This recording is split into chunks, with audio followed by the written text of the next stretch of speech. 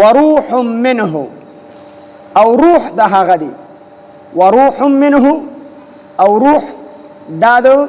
الله پاک دی نو دلته کې دا روح د الله پاک دی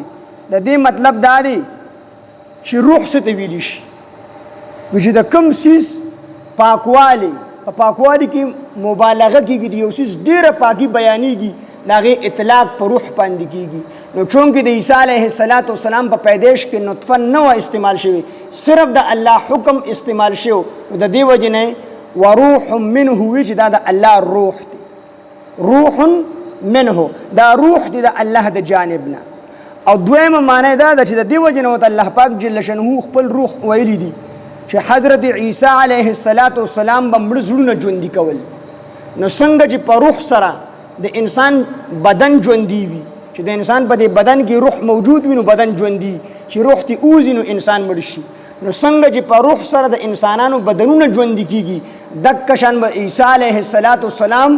په ایمان سره د کافرانو زړونه ژوندۍ کول د دې وجنه عیسی علیه السلام ته وروح منه وي چې دا روح د الله د جانب نه دی او دریم تفسیر دا دی چې روح په معنا د راز او په معنا د نشانه سره دی عیسی علیه السلام د ځکه خپل روح وي چې عیسی علیه السلام پیدایش په یو ناشنا طریقه شوی دا د الله د قدرت نشانی ده نو دلته کې روح په معنا د نشانه سره شو وروح منه او نشانی ده هغه ده یعنی د الله د قدرت نشانی ده چې بغیر د پلار الله حضرت عیسی علیه السلام دا پیدا کړی دی وروح منه او روح د هغه نه دلته کې علامه علوسی رحمه الله یو واقعا نقل کړی ده چې د هارون الرشید بادشاہ په دربار کې چې کوم دی یو طبيب ناسو او طبيب عیسائی نو هغه وی چې وروح منه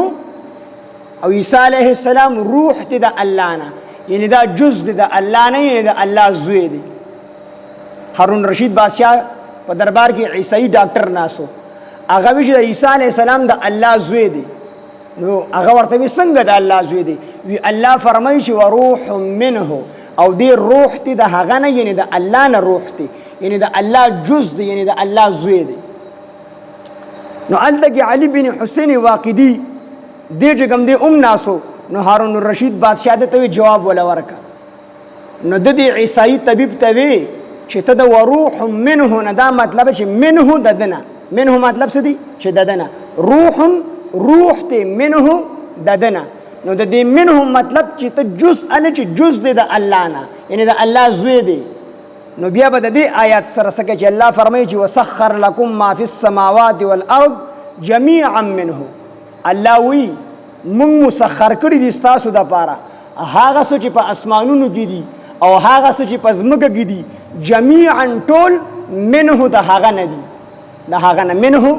د هغه نه دي نو ته چې وایي چې عیسی علیه السلام په منه سره د الله زوی کیږي نو بیا خو اسمانونه او ځمکه او په اسمانونو او په ځمکو کې چې سدي دا ټول په منه سره د الله پاک اولاد ګرځي نو هغه عیسائی پوه شو